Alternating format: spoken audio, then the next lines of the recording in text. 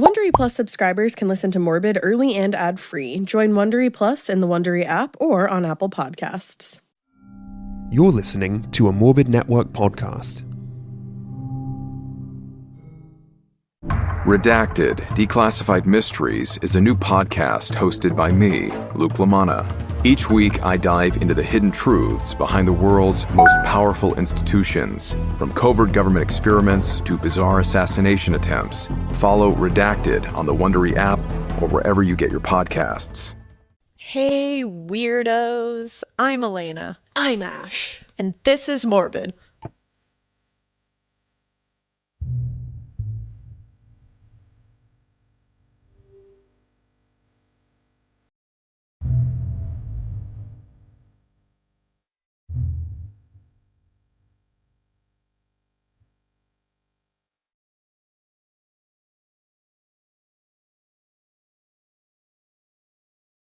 Yeah. It is. I We're liked here. that one. We made it through the Hillside Strangler trilogy. Just barely. We just skated by at the end of that, but I am so glad to not be a part of that world anymore. So Me glad. too, but can I quickly congratulate you because Elena's episode on the Hillside Stranglers made it into the top 5 of all shows. Thank you. You're welcome. That felt very nice. And thank you to everybody who listened because you guys got it there. So you rock. That's a big deal. It was pretty rad. It was all pretty that, awesome. all that research and all that torturing my mind for weeks. Yeah. I was like, all right. It was there worth it is. it. That was worth it. Thanks, Cool. guys. Thank Cool, you. cool. But yeah, that was a gnarly one. I'm glad you guys really liked it. It was very interesting to dive into. Yeah, I feel like I've never heard it told the way that you told it. And Thank you. I feel like there was so many things that were glossed over and other times when I've read about it. And then you were saying so many things that I was just like, oh, what? Excuse me? Yeah. That's how I felt while again? researching it, because I was putting things down and I was like, I never read this. And it was those books were amazing. I'm telling you, true crime books are Where it's at. you got to dig into those hidden gems, and that's where you find the real stuff. 'Cause, You know what? They're the ones that are at the trials. They're the ones who They have the they go the transcripts. extra mile. They get those police reports and stuff. They talk to these people. These are investigative journalists that are badass. I like them. I like them a lot.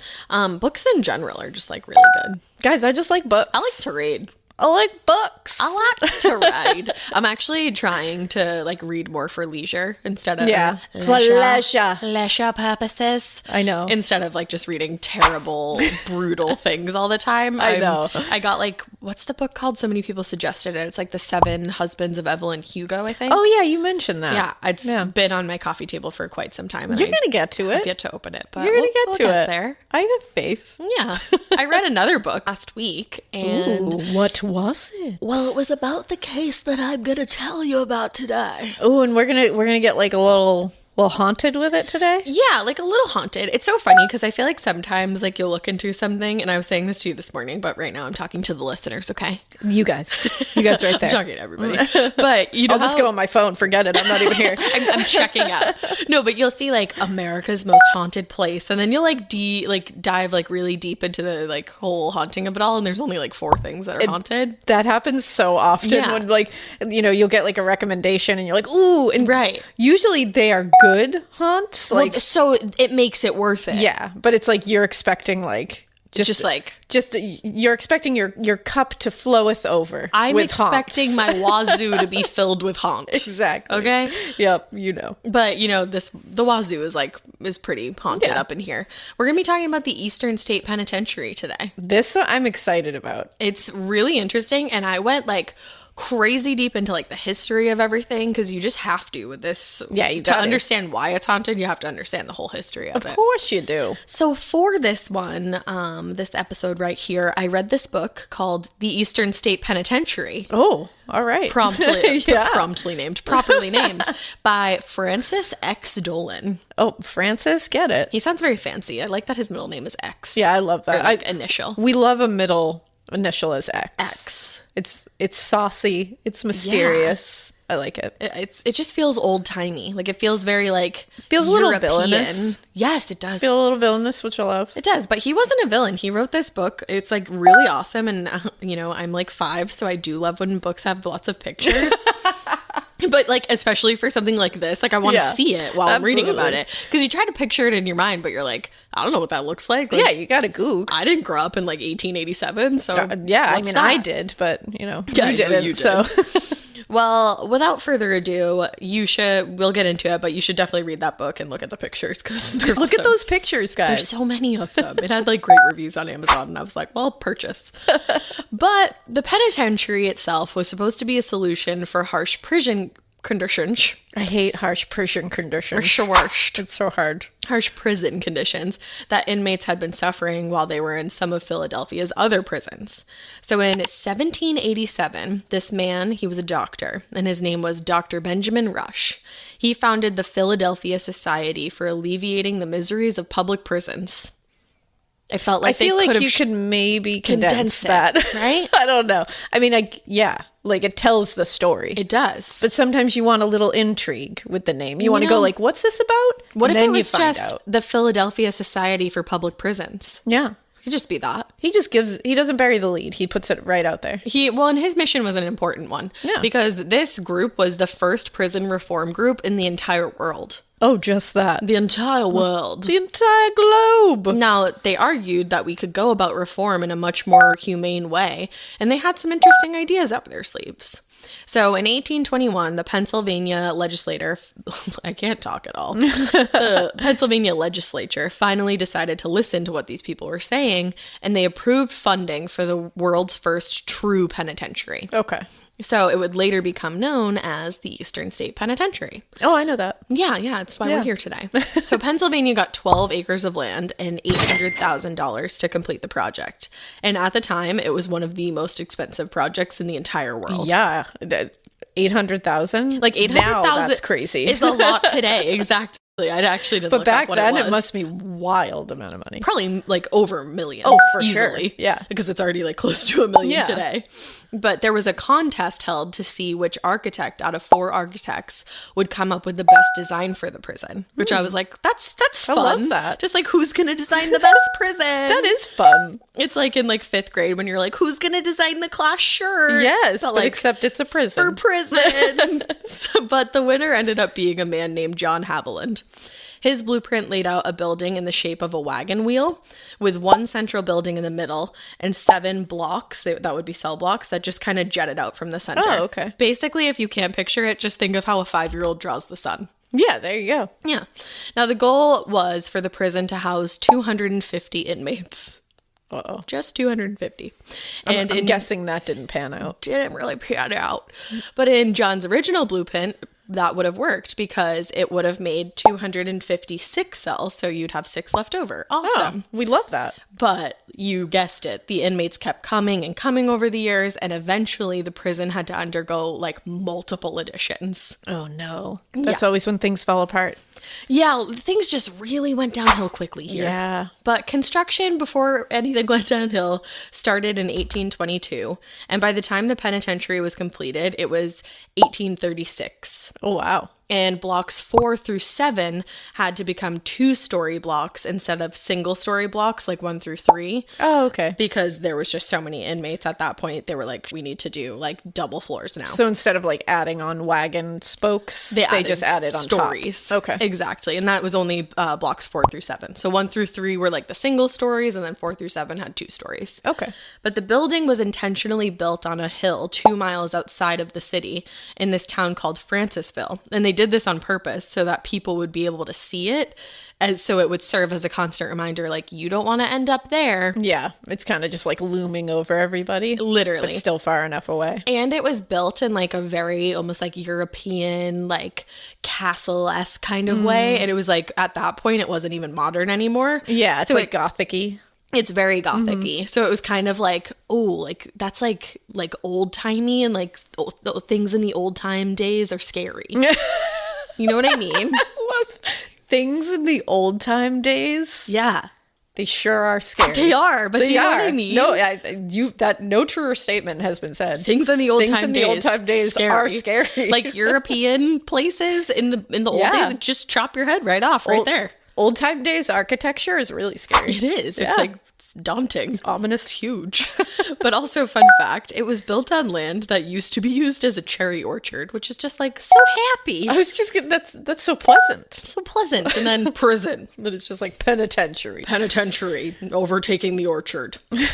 But it took 14 years to complete the original blueprint because things kept having to change with the increasing number of inmates. And when it was done, there were 30-foot walls around the building, a 3-story administrative building inside the prison where the warden's office was. There was an intake facility, a laundromat kind of thing, a kitchen, a hospital, and a place for the warden and his family to live on site. Oh. Which I don't know how common that is, but like, I don't really know if I would want my bae and my kids like living up in a prison. Yeah, I don't know if I'd be psyched about that. I don't know if I'd be like super stoked on that. But actually, later in the prison's history, one deputy warden's grandson was born there. In 1912, wow. The deputy warden's grandson, Henry Enkler, was born there in the prison. Can you imagine later being like, yeah, I was born in a penitentiary, but like I was the warden's son? Yes. Like, like that's what? wild. And like on like his... tell that at like parties and you're like, excuse me, what? That's your 2 truths and a lie right there. Yeah. Like that's your way around that. 100%. But on his birth certificate, they just wrote like ESP instead of like Eastern State Penitentiary. ISP. He was born in ISP. Yeah, I don't know if you've ever been there. ISP. It's very beautiful. Don't worry about it. But I don't think that's very common, by the way. Yeah, I was trying to look at like if that was a thing. No, but I don't see like tons of. I guess it did happen, but yeah, that's well, weird. especially now it would be like. I mean, yeah, then now at the I same don't think time, it's really, but it would have been like a huge safety concern. yeah, you would think. I would think so. I'm also just like, wow, you're born there. It's wild. Usually the wardens aren't like the favorite person of the prisoners. No. So like I would be nervous about that. You don't like hide your kids, hide your wife. Yeah, I wouldn't want to be down leave for them that. in the penitentiary. No, but what there are it you gonna is. do? Yeah, they did it. They did it. They did the damn thing. Old timey scary stuff. Hotshot Australian attorney Nicola Gaba was born into legal royalty. Her specialty? Representing some of the city's most infamous gangland criminals. However, while Nicola held the underworld's darkest secrets, the most dangerous secret was her own. She's going to all the major groups within Melbourne's underworld, and she's informing on them all. I'm Marcia Clark, host of the new podcast, Informants Lawyer X. In my long career in criminal justice as a prosecutor and defense attorney, I've seen some crazy cases, and this one belongs right at the top of the list. She was addicted to the game she had created. She just didn't know how to stop. Now, through dramatic interviews and access, I'll reveal the truth behind one of the world's most shocking legal scandals. Listen to Informants Lawyer X exclusively on Wondery Plus. Join Wondery Plus in the Wondery app, Apple Podcasts, or Spotify, and listen to more Exhibit C true crime shows early and ad-free right now. In a quiet suburb, a community is shattered by the death of a beloved wife and mother. But this tragic loss of life quickly turns into something even darker. Her husband had tried to hire a hitman on the dark web to kill her. And she wasn't the only target. Because buried in the depths of the internet is the kill list, a cache of chilling documents containing names, photos, addresses, and specific instructions for people's murders. This podcast is the true story of how I ended up in a race against time to warn those whose lives were in danger. And it turns out, convincing a total stranger someone wants them dead is not easy. Follow Kill List on the Wondery app or wherever you get your podcasts. You can listen to Kill List and more Exhibit C true crime shows like Morbid, early and ad-free right now by joining Wondery Plus. Check out Exhibit C in the Wondery app for all your true crime listening. Yeah, old-timey days are scary. But the Eastern State Penitentiary was the first and pretty much last of its kind. The system that they were going to use in the prison was referred to as the Pennsylvania system or the separate system. And it was supposed to, quote unquote, bring out the inner light of inmates. I love the vibe of that. It started off really great. I feel like they really were trying. They had an idea. They had an idea and they ran with it. And then they started sprinting and then they tripped and then they fell down a hill. And then on the way there was this underground beehive. So they started getting stung, but the beehive was actually a wasp hive and then they died. Ooh, and then a meteor hit. Yeah. Yeah. Crash and it's burn. rough when that happens. It is. But the way that the whole thing worked was that it was going to be silent at all times in the prison. No humming, no singing, no talking. Okay. Silent. Each of the inmates was to stay in their cell for 24 hours a day, other than the 2 times they were let into their own personal yard for exercise that would last only 30 minutes each time. Okay. So they were out of their cell for an hour a day. Wow. Now, everyone had a cell neighbor, so it would have been impossible to have everyone exercising at different times throughout the day. And for that reason, anytime a prisoner left their cell for exercise, or if there was like another circumstance where they needed to go out of their cell, the guard would put a hood over their head. Yes. Now, they tried to play it off like this was a good thing. They were like, it's so that when you're finally rehabilitated, no one will have seen you in prison, so no one will have known that you even went to prison. Which it's like when you see the logic. You throw it out like that and you're like, oh yeah, totally. Like, good for you guys. And then it's like, wait a second. You're like, but that's going to get real weird. second. And like some sadistic is going to be like, I don't know if that's... I don't know. And then the other thing was it was like helpful for the guards that worked at the prison, because if there's a hood over your head, you're not seeing where you're going ever. So you don't know the prison layout and you're never going to be able to escape anyways. Yeah, it's a little bit of an incapacitation kind of thing. And the other thing was no talking to other inmates. So you're not going to meet anybody and like come up with a plan to get out of there or come up with a plan to do any further bad when you're out. Wow. So, you can kind of see like what they were going for. They were going hard. They were going hard. They were going ham. They were going big. Ham sandwich, all the toppings. They definitely were. But anyway, back to the exercise. Once you were finished with your exercise, the guards would check the grounds and make sure you didn't leave anything behind, and then the next person would be brought out. So inmates were fed 3 times a day. Of this place. I should send you the link of the Kindle Cloud Reader thing, because you can look at all the pictures in the book. Pictures in the book. So good. But inmates were fed 3 times a day, and actually they were fed really well. There weren't any front doors on the cells, though, that led out to the hallway where the guards were. Instead, there were just little slots that the guards would pass the food through. Okay. Yeah. So they were allowed to eat 3 times a day. They mostly ate meat and vegetables, like they had hearty meals. They apparently could have as many potatoes as they wanted. Yeah, because that's going to slow you right down. Yeah, don't have to worry about anybody being agile in there. That was probably I love a potato behind it. And I also just think potatoes are just like all over the place. So yeah. Although the prison at the time had indoor plumbing and heating, which was like insane because the actual president didn't even have that at that time. Like he was still like tossing his pee out the window. The only light that they had was through skylights. Wow. So remember, if you lived in 1 through 3, like, yeah, you probably got like a decent amount of light on a sunny day. But if you lived in block 4 through 7, I didn't even think of that. And you were on the first floor, you were pretty much screwed because there was someone living upstairs and your light source would be coming from their cell. They were the ones with the skylight, and then you had like some way of you had like the light. residual light that just kind of like leaked under. Exactly. Wow. Now, even though this is all sounding really bonkers, the goal was to reform these prisoners and send them out into the world as better people. Like that's really what they were going for. That's what they were trying to do. That's what they were really trying to do. Prisoners were actually taught different trades in their cells, like cobbling, weaving, canning.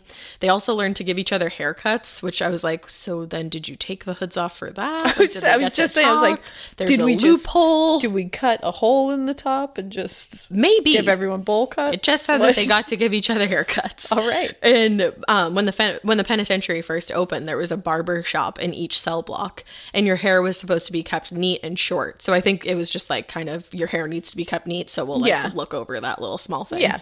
So they were trained to give haircuts to each other, and obviously they had to be under close watch by the guards, and the razors that they used were signed out each time, so no one would get away with stealing one. Because I was just going to ask like exactly how that process was. Yeah, you'd have to like sign them out. Was this like organized, or is everyone just razoring willy-nilly on each other? No, it sounds like it was a pretty organized thing. Yeah, that is organized. Because eventually even the guards would get their hair cut by the inmates too.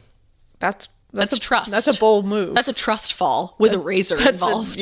That's like a trust surgery. It's also important to note, and I'm pretty sure I say it later, but when the penitentiary first opened, there was just really like thieves. I was going to say petty crimes. Like it wasn't like murderers. Hardened like real criminals. scary. Yeah. And eventually it would get there. But like Yeah. when it first was there, it was literally like pig stealers. When they were getting like straight razor haircuts from the prisoners, it wasn't like It wasn't that someone who killed dangerous. 16 people. It was like, No. yeah, I stole a pig. Yeah, exactly. But eventually we get to the part where things are not going so hunky-dory. Like, it's not like, let's vibe while you cut my hair and take your hood off, stay a while. If you talked when you weren't supposed to, or if you hummed a little jaunty tune, or even if you just stepped a toe out of line, there were allegedly different punishments that you would suffer, allegedly. Allegedly. They started with like limiting exercise so you wouldn't get your fresh air for the day. Mean, but all right. Like rude. Okay. But yeah. Taking away extra food privileges, so like you get like 4 potatoes instead of 5.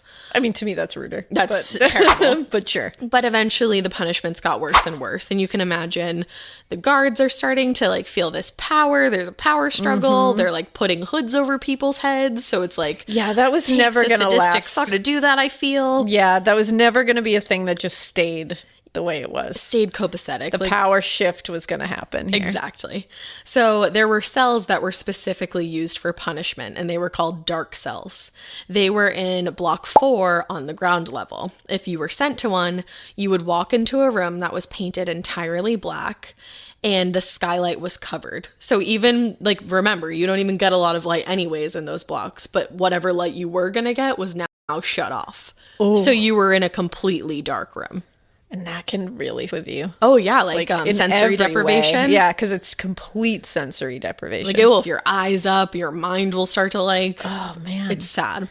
When you And look at like Damien Eccles. I was literally just his gonna eyes say are like that. up forever. That's why he has to wear those sunglasses. Yeah, Because he was like never saw sunlight. They kept him in solitary Yeah. for like the wildest Literally amount of years. time. Yeah. These people were kept in solitary for anywhere from a couple of weeks to a month, which even that is like, that can have irreversible damage. Can you imagine a month? No, a month just in the dark. Man. No.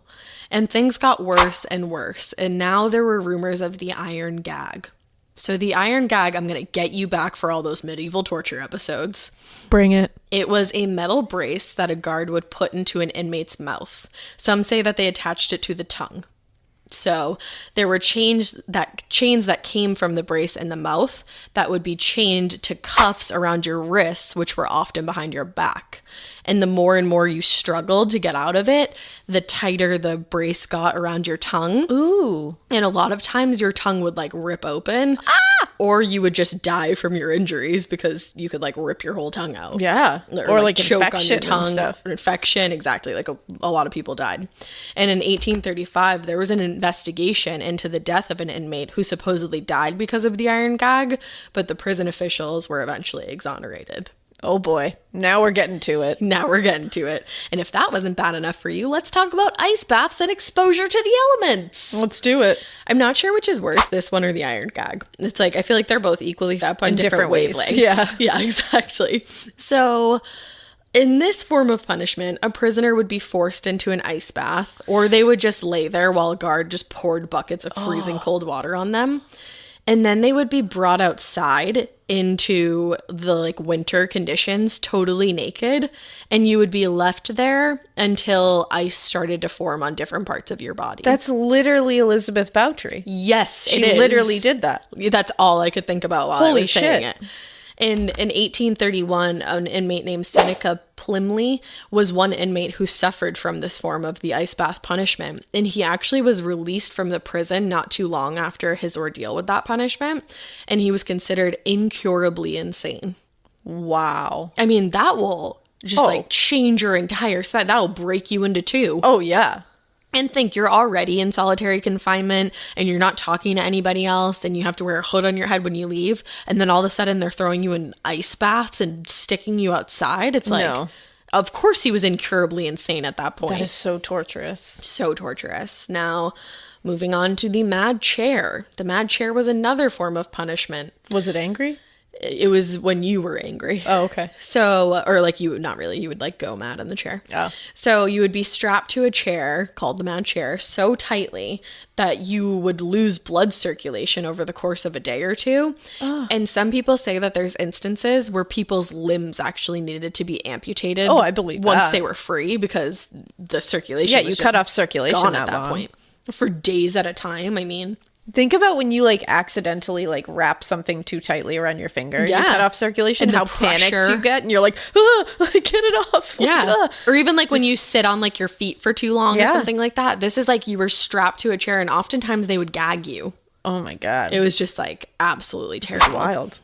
Now, the final form of punishment was the use of a straitjacket. They would just put you in the straitjacket, gag you, and leave you in a cell for a few days. And honestly, that alone to me, the idea of being in a straitjacket, not being able to move a part of my body, like for days and days at it, like they're saying days, but I'm sure it was like weeks and months at a time. oh yeah, oh my God, like it just makes me want to be like, oh. So messed up. Now, this really famous fellow one time visited the prison. I don't know if you've heard of him. His name is Charles Dickens. Oh no, I Yeah. haven't heard of him. It rings a Did bell. he do anything like special? Yeah, there's a couple Notable writings at all? Yeah, just like a couple stories. Is he just like a nobody writer? Yeah, pretty much. Okay. You know, I think it was a pen name. It's like a blogger. He's a blogger. Yeah, he had a Tumblr. Yeah. No, well, Charles Dickens, that big deal guy, he visited the Eastern State Penitentiary in 1842, and he actually was allowed to talk to some of the inmates. And he was so depressed by the entire visit, and he saw that the prison was not doing things right, like no matter what their goal was to begin with. He was like, what's happening here? And he hated the idea of the whole solitary confinement thing. And actually, in his book, American Notes, he wrote, quote, "The system here is rigid, strict, and hopeless solitary confinement. I believe it and its effects to be cruel and wrong. I hold this slow and daily tampering with the mysteries of the brain to be immeasurably worse than any torture of the body." Oof. So he's like the solitary truth, though. in and of itself was like somehow even worse than like the things they were going through. The mental stuff, Just for sure. all of it packed together. I can't. How do you get through that? Yeah. I just can't even imagine. So clearly when conditions are that terrible for the inmates, there are bound to be some escape attempts at the very least. And the Eastern State Penitentiary had its fair share of attempted and one completed escape. Ooh. Now, the first prisoner to try to escape was William Hamilton. He had been arrested and sent to the penitentiary in 1831 for the very serious crime of pig theft. Oh my God. Poor Hamilton. Like, you're sent to this place because you stole a pig? No wonder you're trying to get out. Seriously. For some reason, the warden wanted William to be his personal waiter, and William obviously didn't have much of a choice in the matter. And as we all know, with great power comes great responsibility. But if you flip that around, your great responsibility also gives you great power. It sure does. That's exactly how William felt. And one day, after a year of being imprisoned for stealing a pig, he was presented with an opportunity. He was like waiting for the warden, and for some reason he was left alone. There was no guard in the room. So he decided it was time for his sweet escape. He got out onto the roof and lowered himself down to the front of the building and just disappeared into the night. Get it. Successful escape. Get it. Just disappear. But he, again, didn't make it. He did not make it. He What happened? started stealing pigs again and immediately was sent right back to the now prison. I can't. Now I don't feel bad. It's like, dude, come on. Come on, just stop stealing the pigs. Just wait a while. Get before your you own steal pig. another pig. know. Yeah, just raise your own pig. Paint something and someone will pay you and get a pig. I don't know. Yeah, just find a wild boar. Train it to be your own. The exact same thing you did to get in there in the first place. Don't do Yeah, it. no. So he ended up there again, and he actually was able to escape again in 1837, and he got out successfully. But then again, went back to the pig life. Oh, the come pig theft on. life. Come on. So it was like clear that he was going to escape and come back and, whatever. Man. Just pigs. I was rooting for you. We were all rooting for you, William. How dare you? How dare you steal, babe? So it's easy to blame the prison guards for the escapes because their entire job is to make sure that no one gets out. Yeah, and especially this dude. It's like he's already done it once. Maybe Yeah. keep a closer eye on him. I don't The know. amount of people that actually made like multiple escape attempts from this place. Like, I was like, what was going on here? Does no one have like a running list of people who have already escaped? Like, you maybe guys good? keep your eyeballs on these ones. Right. So you want to blame the guards, like I said, because it's their whole job. But in the 19th century, the guards at the Eastern State Penitentiary were working 12-hour shifts for 6 days a week. So Wow. they were like totally out of it. Yeah, like, just totally checked exhausted. out. There was a ton of tension between the prisoners and the guards for obvious reasons. And in 1884, Eastern State saw what is believed to be its first guard murder. Ooh. Michael Doran was making his rounds one night when an inmate, Joseph Taylor, came up behind him and started bludgeoning him with a metal bar. Oh. He bludgeoned him to death. And then once he was finished, he just turned around, walked back to his cell, and got into bed to go to sleep. Oh. Okay. Yeah. And that's where our first haunting comes from, because now people It's a in good that recipe cell for a block, haunting. it is. People in that cell block will hear him walking around and like can hear like metal clanging. Oh, and like the keys jingling or something. Oh. He's spooky. So that was the first guard murder on record. Now, by 1877, there was already the need for more cell blocks. Now, remember, we have 7 cell blocks already. Yeah. And they've already added more. They've already added more. There's already more stories. Like, this is getting wild.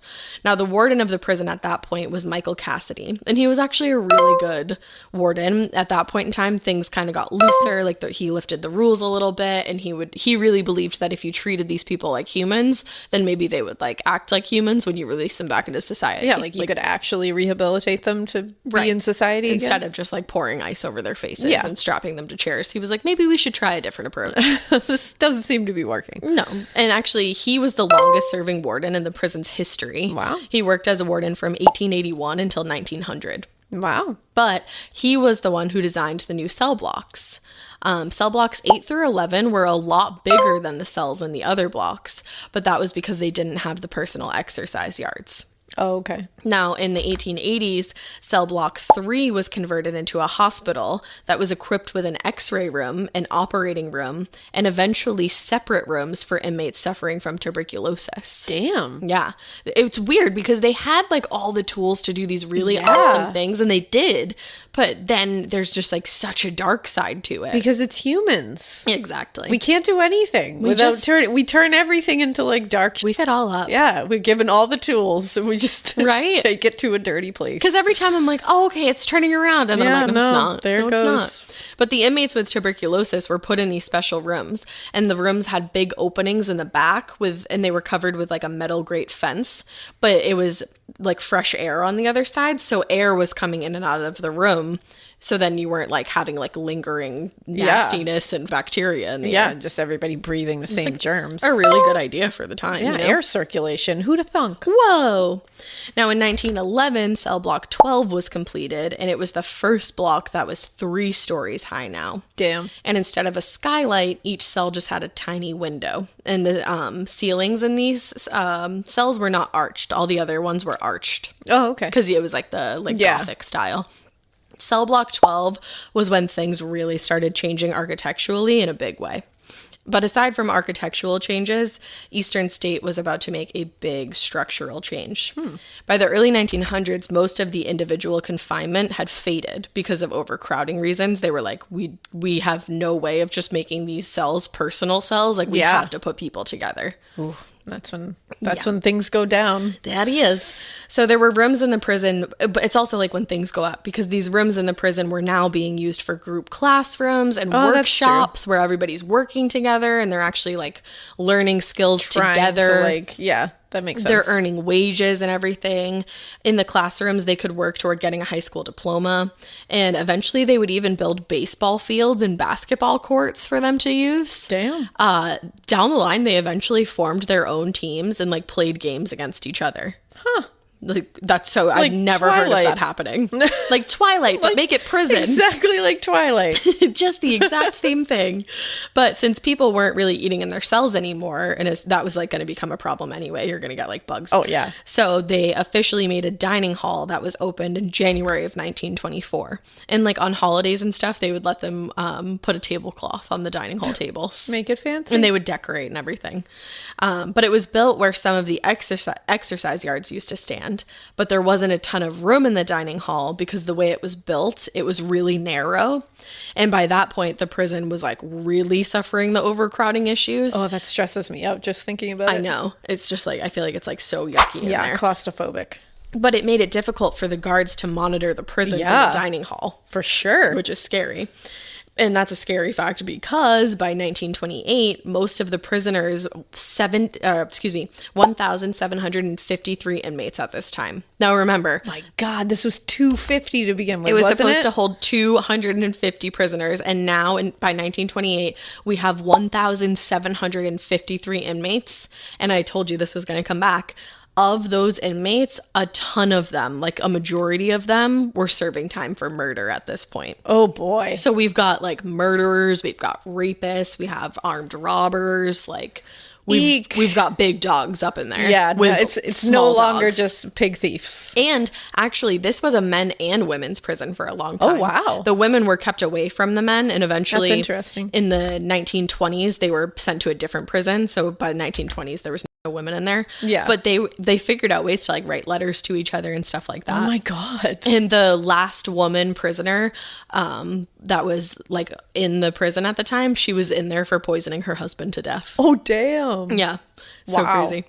But yeah, so we're getting real. We're getting real with it here. I mean, it's more than 250 at this point. Yeah, just like a few more. It's like more. It's a lot. Yeah. Greater. How many jelly beans are in the jelly in the jar? I don't know. More than 250. But now that the entire prison wasn't going to be used as solitary confinement, there was a need for specific rooms that would be used for that purpose because they still would need solitary confinement as like punishment, I guess. Yeah, obviously. Not really, but you know. So cell block 13, which was built sometime between 1911 and 1926, that became solitary. Okay. So there were 10 cells in block 13 that were like crazy close to each other. Each room was only 4 feet by 8 feet, and the ceilings were only 8 feet tall. Oh, Like that I'm is so claustrophobic right now. that's the size of like an area rug in your living room. Yes. Like maybe even smaller, to be honest with you. Wow. Yeah. And there was only one hole in the room so that you could like breathe. But if the guards wanted to with you, there were radiators in these rooms and they would turn the radiators up to high so you literally like couldn't breathe in there. Oh my God. Yeah. And also there was just an iron bed where you would sleep. There was no mattress or anything. It was just an iron bed that was attached to the wall. Oh, that's very stressful. Yes, and like no source of light I whatsoever. don't like this at all. Again. Now, depending on what a prisoner did to end up there, they could be there again up to a month. Now, later down the line in 1953, the prison was undergoing one of its many state investigations. Yeah. And they were told that these cells were inhumane and that they needed to be destroyed. So eventually in 1959, once the final cell block, block 15 was finished, 9 of the 10 solitary cells back in cell block 13 were destroyed, but they kept one of them. I'm like, the state said to you to destroy them all. They said you got to get rid of those. Get rid of your solitary confinement. And they were like, no. No. And they stomped their feet. By that point, so again, we were supposed to have 250 inmates in here, and there was 7 cell blocks. Now we have 15 cell blocks. That's more. That's more than double. That is like more. that's insane. And by that point, the entire vision that John Haviland had of like the whole like spokes wheel, it was gone. yeah. The prison grounds looked like the set of Labyrinth. Yeah, I was going to say, you can't keep that wagon wheel for that long. Hoggle was lurking in the dark. Yes, there you go. I love these. You're welcome. Love it. Yes. Speaking right to me. I know, right? I had a feeling. I know my audience. Now, when cell block 14 was being built, they put special hidden cells underground. And cell block 14 was actually designed by a prisoner who had gone to Harvard. Wow. And then he just decided to like just start a criminal life, and he ended up in prison. He's like, I'm going to help you out. But he was like, let me design this place for you. And they were like, sure. They were like, Why well, not? at that point, they had spent so much money too. So they were like, let's let this guy do it. They're like, we can't hire like actual workers anymore because we did that for the other like 47 things that we built. So But this guy went to Harvard. this guy went to Harvard. And on top of that, they had prisoners build this cell block. Yeah. So cell block 14 was built by prisoners. Wow. Yeah. And it's pretty haunting when you hear what's underneath cell block 14. Oh, no. The cell block was finished in 1924 in the midst of all the overcrowding issues. In the roaring 20s. And that's when they came up with the idea for Klondike cells. Uh-oh. No, those aren't Canadian. That doesn't sound like a tasty treat. Nope, not a Klondike. What would you do for not being in this cell? Probably anything. Anything. I would cut off my arm. The Klondike cells were specifically built for punishment, and they were underground. They were literally like the size of like a tomb. They're like an oubliette. An oubliette, yes. And prisoners would be held there for weeks at a time. Underground. In an oubliette. Yeah. So those ones were also discovered during a state investigation, and the prison was barred from ever using them again. But I do have a feeling that they probably continued to use them because the prison continued to lie about a lot of things that they said they weren't doing. Yeah, I mean, you don't just like build an oubliette and then stop using it. Yeah, no, like you built the oubliette for a reason, Yeah. and you use the resources, so you got to Yeah. put those people underground, you know? And yeah, you don't just stop using it because someone told you to. You're like, no, I built that oubliette. I'm going to use my it. oubliette. It's a place you put people to forget about them. It is, and that's what Hoggle. they did. Hoggle, TM. Hoggle, probably. There you go.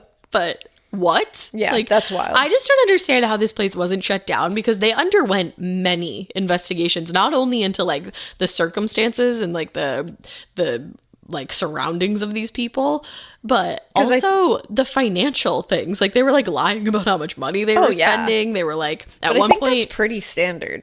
Oh yeah, of course it is. And I think it's just one of those things where they do these investigations to save face and just say, to be we like, did check it. mark, we did that. We did it, and we they found don't a do couple it- things. Yeah, like they did their due diligence, but they don't. They know they don't have to listen. They have to listen to a point, Yeah, exactly. but they don't really care. No, not at all. So they're just like, all right, we're gonna keep our oubliette. oubliette is ours, so Nanny, nanny, boo, boo. get out of here, nanny, nanny, boo, boo, to our oubliette.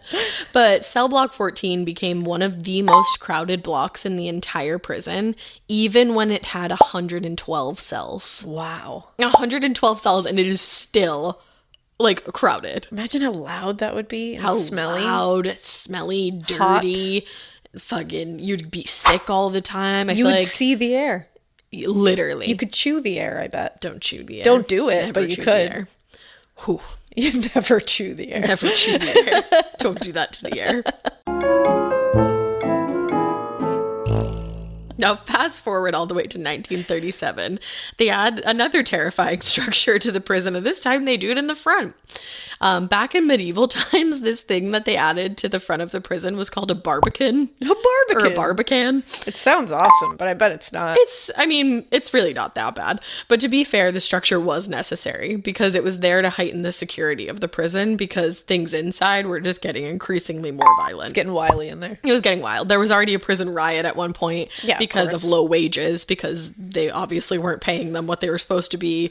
There was like fire set at multiple points. Like people were like stabbing each other. Yeah. People are getting a little antsy. People are getting a little wild. A little with it. antsy in there. But the barbican and the addition of a metal door ultimately cost $25,000. For sure. Because before the metal door was installed, there was just a big wooden door.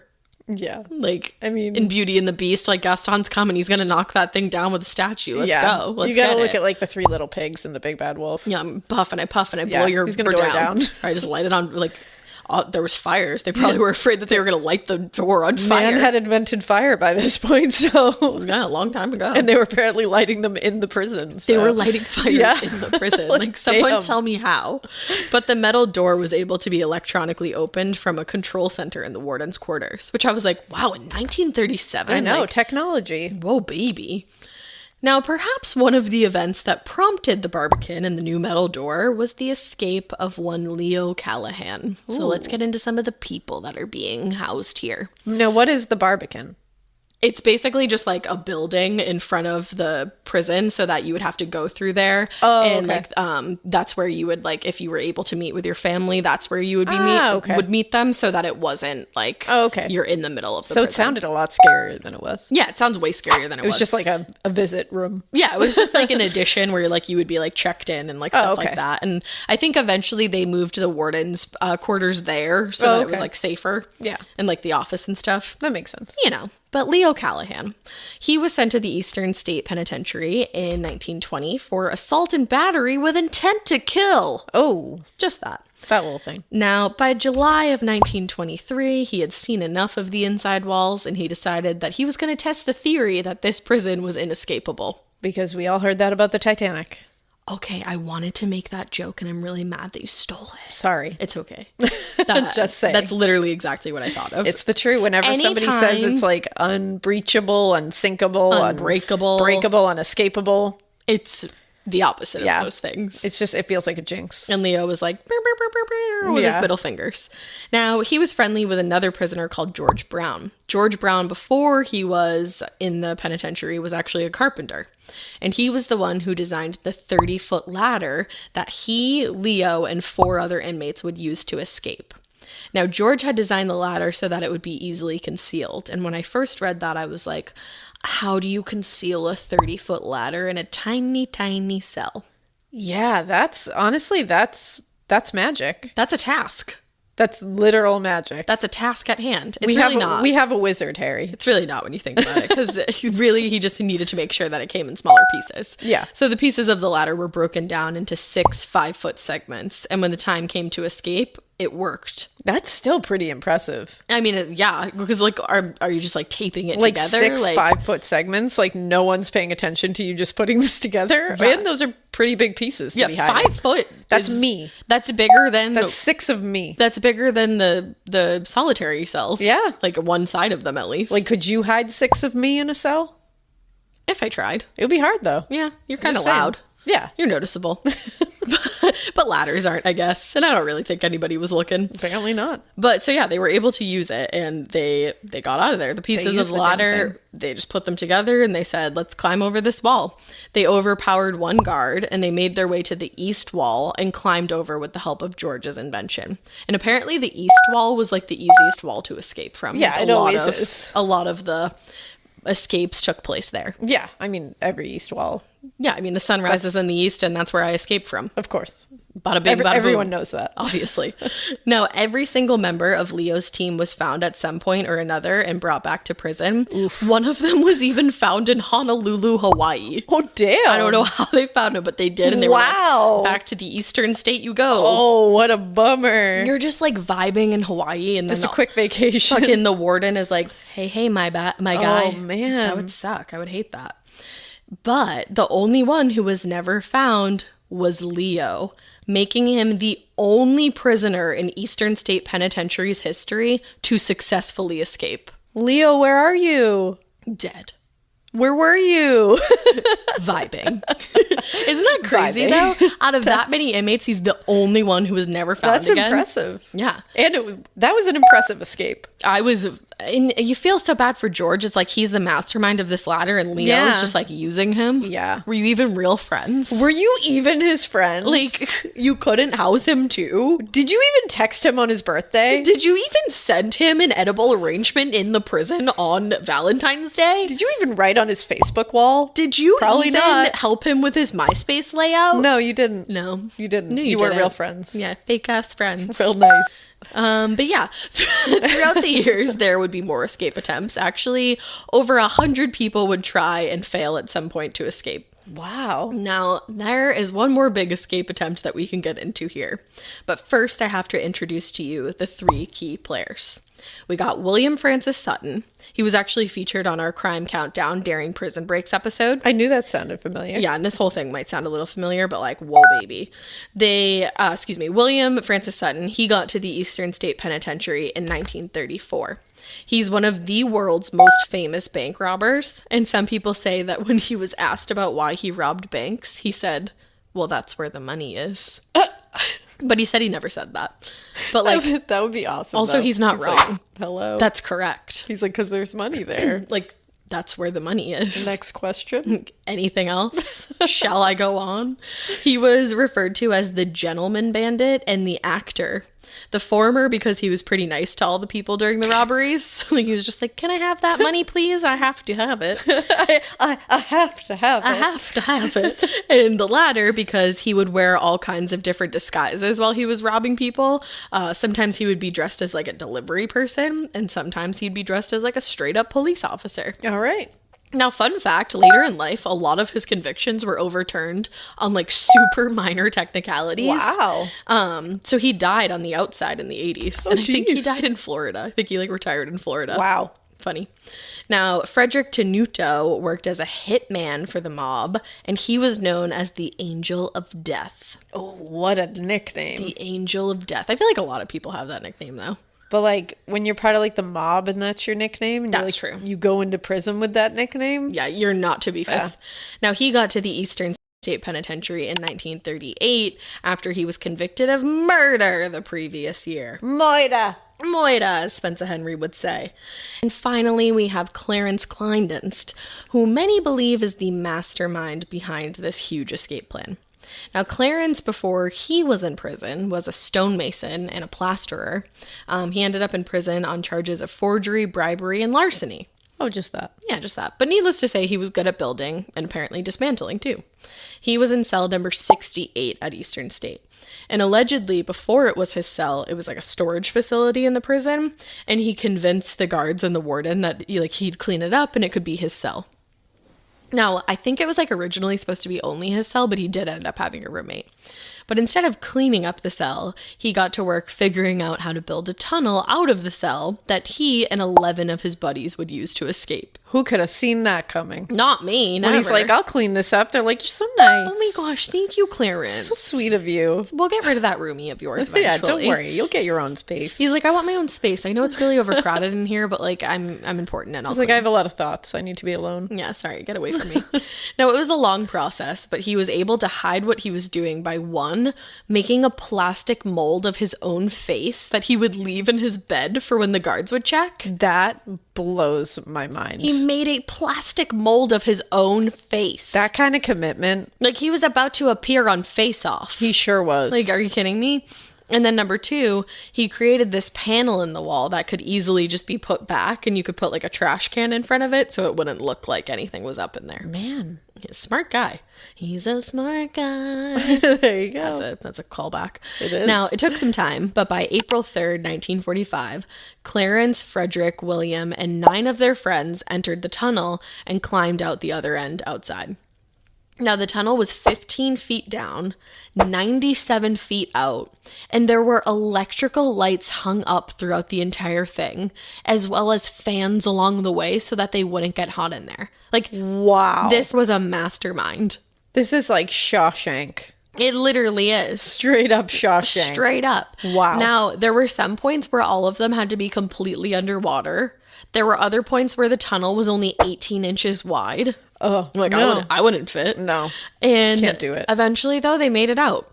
Ooh. Now, Clarence, the mastermind behind all of this, he landed himself back in the slammer pretty soon. After just a few hours, the police found him 2 blocks away from the prison. Come on, Clarence. You couldn't have just ran. You go through all of that. And then you're 2 blocks away. I would just be, I would be Forrest Gumping it. I would never stop. And hours later, how are you only 2 blocks away? That's the thing. What were you doing? Why are you lollygagging, sir? Just hanging out? What? Taking in the sights? You're what are just you doing? breathing the fresh air, I guess. Watching falling stars? What's happening? Spitting out the air you've been chewing on for the past few years? I don't know.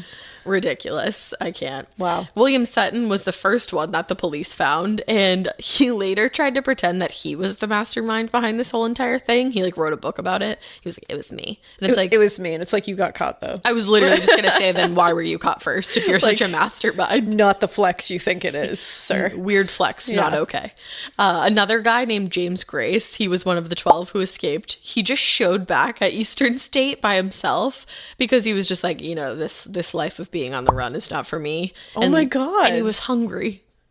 Oh, that's sad. It's sad. In a way. It's I don't know sad. what he did to be in there, so I don't want to give him too much That's the thing. pat. It's okay. Yeah, probably. But not. it is very strange when you that happens. That will happen, yeah. That they come back and they're yeah.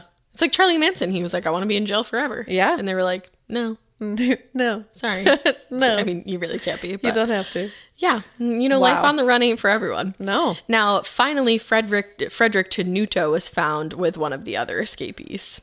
He was found with James Bocce Van Zant, and they were the last 2 escapees to be found. It took the police 2 months to find them. So they had something going on. Yeah, and in that time, the bocce guy created the game of bocce ball. He did, correct, So without him... Yeah, and we'd never have bocce. I lied. That's not true. No, do you want to know why he was called Bocce? Why? Because he had a history of crimes up. They literally called him Bocce for that reason. That's amazing. Like, Bocce over Oh, there. Bocce over here. Why would you try to escape with Bocce? Oh my god, what a nickname. No, that's awesome. He and Tenuto had actually attempted to escape together just 3 years before the big tunnel escape, and they were found the next day. Damn. So this was their second So, escape attempt. Apt nickname, I say. Apt nickname. Once everyone was recovered from the Great Tunnel escape a year later, in 1946, Frederick Tenuto, William Sutton, and Clarence Kleindienst got transferred to Holmesburg Prison in Philadelphia because this prison no one had ever escaped from. And they were like, well, that's where they have to be. Yeah. That was until Clarence, Willie, Frederick, and this man named David Aiken, who was another friend who was involved in the tunnel escape, they tried escaping from this prison. Now, while police were looking for them, William Sutton actually made his way to number 1 on the FBI's most wanted list, but he eventually was turned in by this barber named Arnold Schuster. Wow. Now, Arnold Schuster turned up dead, having been shot to death only 2 blocks away from his home. Oh, I wonder if it's connected. Well, a lot of people think that Frederick Tenuto was responsible because he was never found and never heard from again. So Whoa. he successfully escaped that prison. Damn. Isn't that crazy? That's wild. I think all he needed to do was ditch Bocce for a successful escape. I mean, come on, like, why are you hanging on to the guy nicknamed Bocce? It's like- I'd be like, you're on your own, Botch. I'd Like, be you like- got to do this on your own. Is third time really a charm, or did you just need to get rid of Bocce all along? Don't even the first time. What's your nickname? Bocce? Bocce? Why? What, do you like the game? No, it's because I everything up that I do. All right, you go that way. I'm gonna go this way. We'll meet in the other. Like I'd be all right, we'll meet again, I friend. picture like Larry and Mo and the other one just like Curly. morphed into one person. Yeah, Curly. Yeah, I'd just be like, you know what? If we're meant to meet again, we will, Botch. But you know what? You're on your own. Bocce had his own talents, okay? Did he? He ended up writing a poem about the Great Tunnel Prison escape, or the prison tunnel escape, and he entitled it Leaky Pen. If I could get some bongos, please. Did his pen leak during this? Like, did he botch writing a poem? No, Leaky Pen, like Leaky Penitentiary. Oh my god! I was like, I really hope that her That would've pen been actually hilarious. leaked and that he titled the Had poem. nothing to do with Because the his poem. name is Bocce, so it makes sense. Could have that. Well, here's this poem for you. It's deeper. 12 of the boys in the Eastern State Pen were serving their time with no end, when out of nowhere there appeared a hole, which Kleiny had dug out just like a mole. I love the rhyme scheme there. It's just like such talent. I love it. Hole and mole, end and pen. Just like a mole. And I love that he's like, it appeared out of nowhere because Kleiny dug it. It's like, well, then it didn't appear out of nowhere. It just appeared after he dug it Afterwards. manually. Now, just a little fun fact on the tunnel. In 2006, archaeologists revealed that it was still intact. What? The prison officials had said that they blocked up both ends and filled the tunnel with ash. I don't know if they like had a fever dream about that or something. But they did not. But they did not do that because in 2006 they literally found like evidence of like the fans, like they saw like remnants of the lights, like Oh my god. the panels and stuff. Are there like, photos of this? Because I'm dying to see this work. I'm gonna have to look because I didn't see if there was I'm photos. gonna of look it that. up. Now, some other noteworthy inmates at the Eastern State Penitentiary include Al Capone and a black lab named Pep, Stop. sentenced for moida. Famoida? I'll get into that, but Al Capone first. Al Capone stepped on the Eastern State soil in 1929. He was there because he had been carrying a concealed weapon in a movie theater. That's what landed Al Capone in prison at the Eastern State Penitentiary. All right. Now, some people think that he actually arranged to spend time at the Eastern State Penitentiary so that he could avoid the St. Valentine's Day massacre in Chicago. Oh, wow. That was where like a ton of mob bosses like got hit. That's interesting. He later said that he was actually haunted by the ghost of mob boss James Clark while he was in Eastern State Penitentiary. Really? He was the one who had ordered the hit on James. Mob bosses are just haunting their own. You know? Well, they were rival mob bosses. But still, it's like, keep it in the family. Yeah, you're a rat. Well, he wasn't even a rat, though.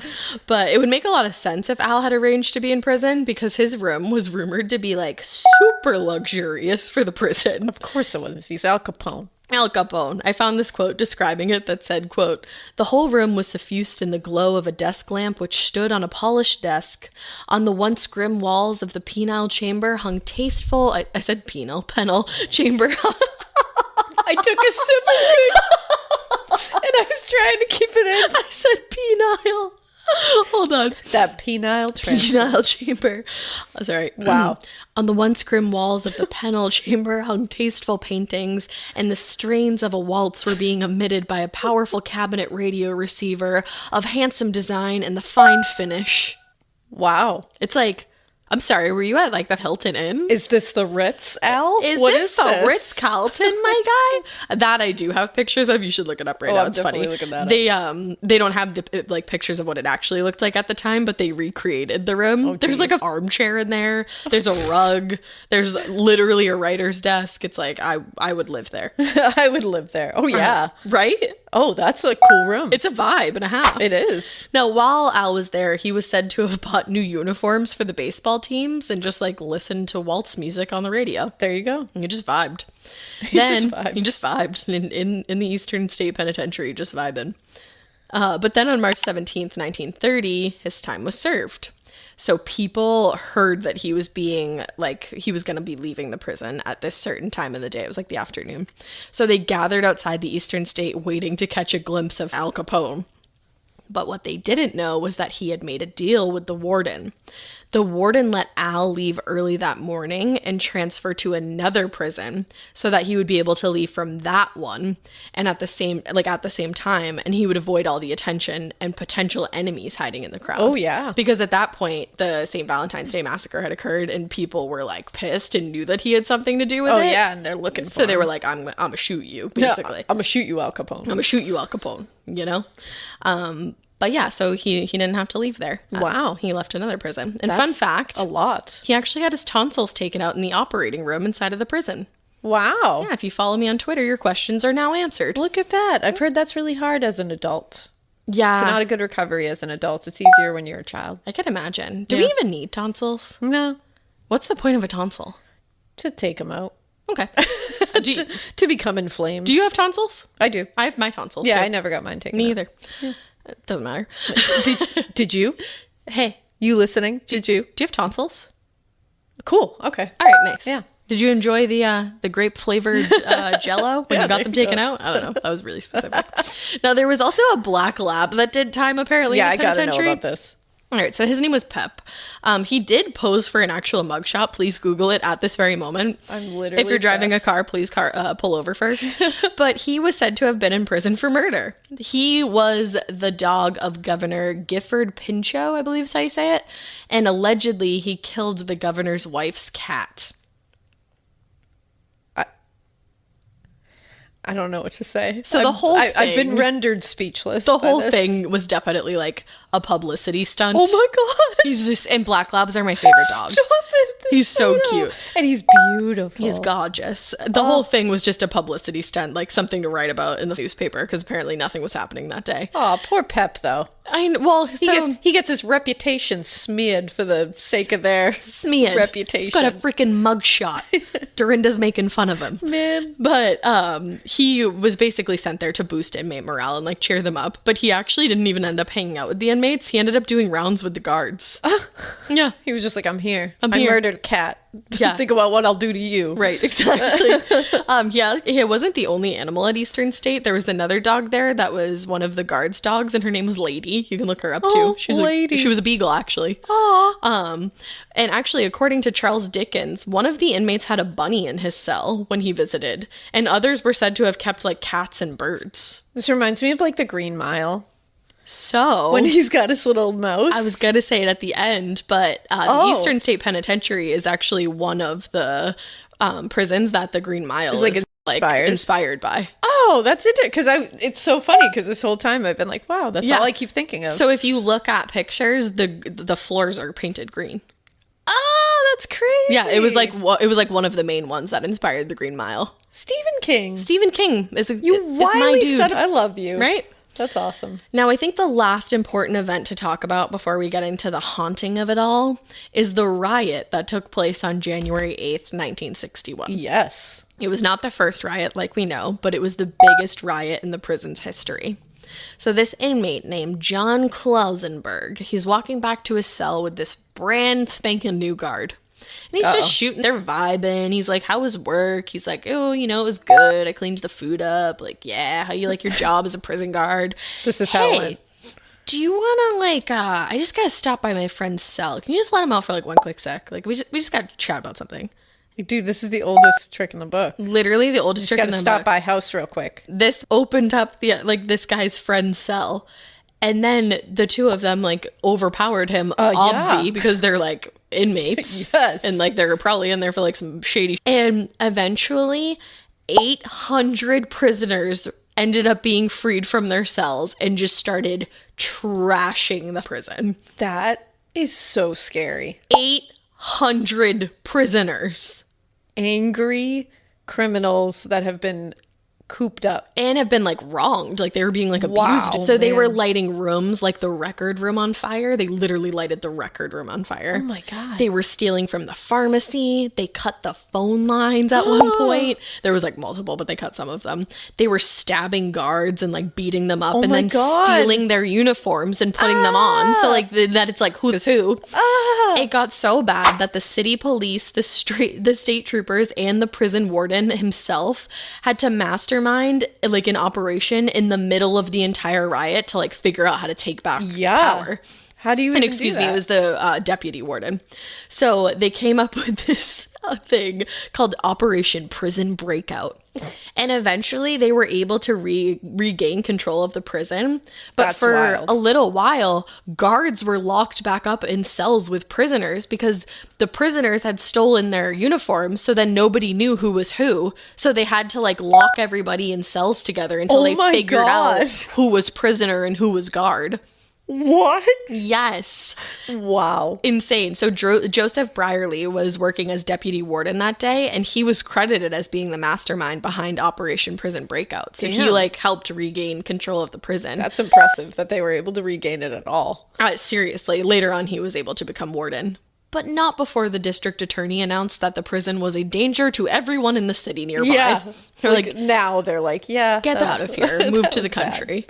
Now, the goal of the entire riot was just another escape attempt. Some of the prisoners had come up with the idea so that everyone would be distracted while they headed down to the garage on site and stole a truck to leave. However, when they got down there to the garage, the city police had already arrived. And they were able, like the police were able to get them to do their thing. But terrifyingly enough, the prisoners at that point were armed with meat cleavers. Oh! Like, I don't know how these police got control of them when they're wielding meat cleavers. What? Nuts. I can't even picture this. Meat cleavers. That's horrifying. Actually, crazy. None of the prisoners were killed during this riot. Wow. One of them, however, was left with a fractured skull. You can find a picture of him in the book. And his family was like called to the prison to like say goodbye to him. He was given last rites, and then he like miraculously survived. Damn. Crazy, right? So finally, after 10 more years, so that happened in 1961, and then in 1971, the prison was officially closed. I think it's about time. It's definitely like past time. All of the remaining inmates were moved to the State Correctional Institution at Graterford, I believe is how you say it. And for a long time, people had different ideas about like what they should do with the building. And then some people suggested that they should build condos there. Like they were like, let's like destroy it and like build condos over it. Who are these people? That's never a good idea. Who are you? Like, you want to do you want to live in that condo? Like, do you just want ghosts? Like, what are you asking for here? Just want that bad vibe on there? Can you imagine? Like, no. So the building ended up being abandoned for so long because nobody could just like decide what to do with it or figure it out. It was declared a semi-ruin. Wow. And in 2000, it was added to the list of the 100 most endangered sites list by the World's Monuments list. What an accomplishment. Yeah, you know, that's the list you want to be on. Yeah. Hot or not. Good for endangered or safe. Like, ooh, baby. Get it, ISP. Now, in 2002, it was actually removed from the list, and eventually the site became a museum. It took a long time to preserve the building, and the whole idea was never to restore it back to its original like thing. They wanted to preserve it and make it a museum. Yeah. And while people were working on that, there was this is like the most precious story ever.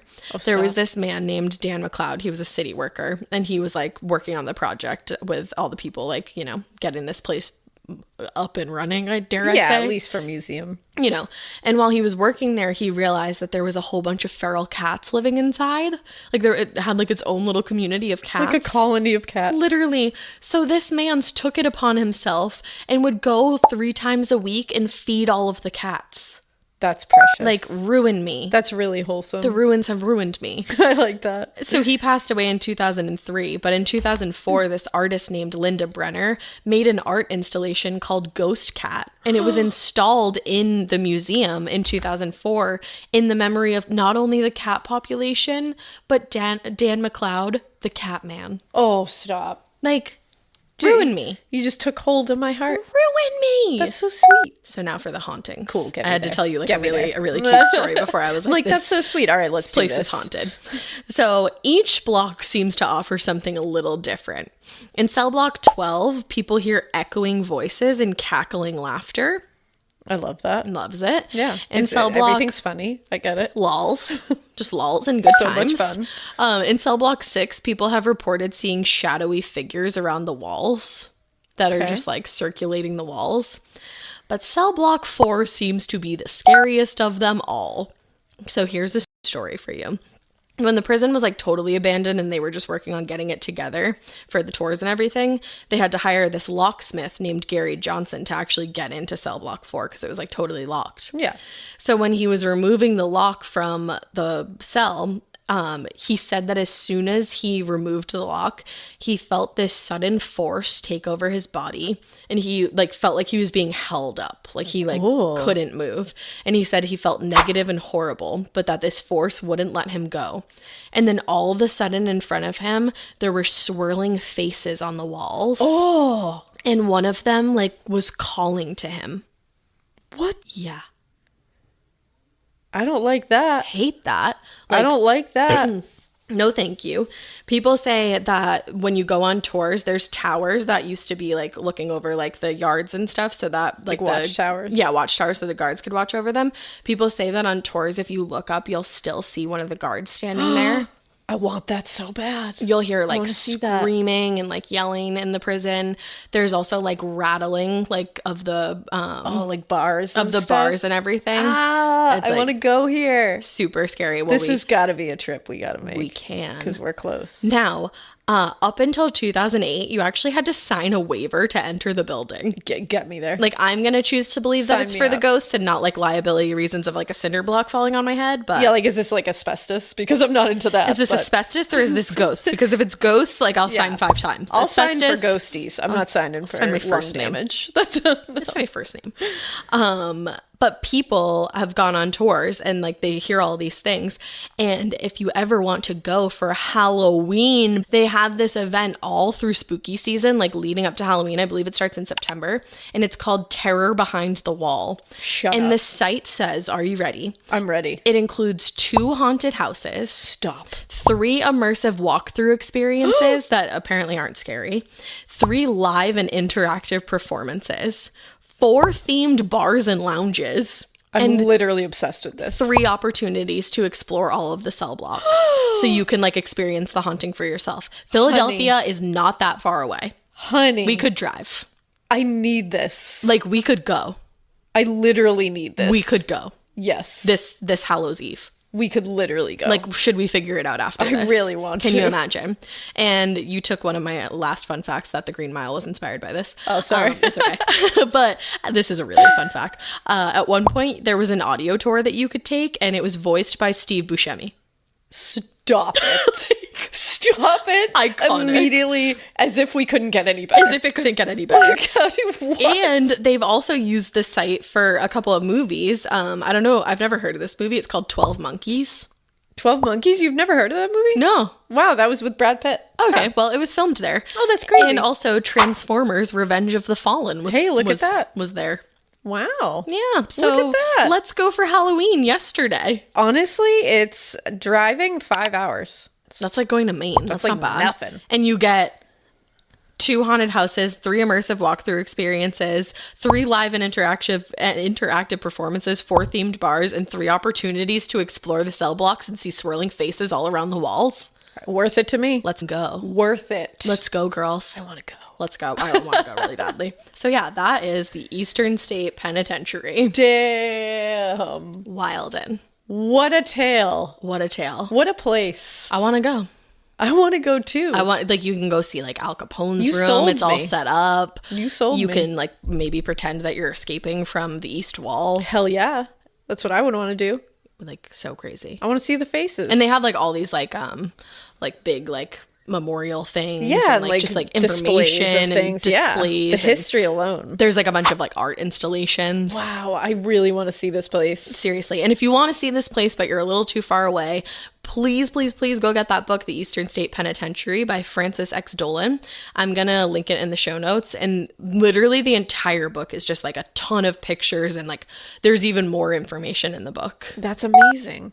Yeah. Wow, you kicked ass. I want to go there now. I think we should leave. If we leave right now, we could get there by 7. All right. Perfect let's go. timing. We're out. Dusk. Dusk. Well, we'll tell you how it goes. And in the meantime, we hope you keep listening. And we hope you Keep it weird. But also weird that you put bags over people's heads and an idea that you think is good, because it's not ever going to turn out as good as you think it's going to turn out. Yeah, it got weird. Yeah. Yeah, They kept it weird. it did.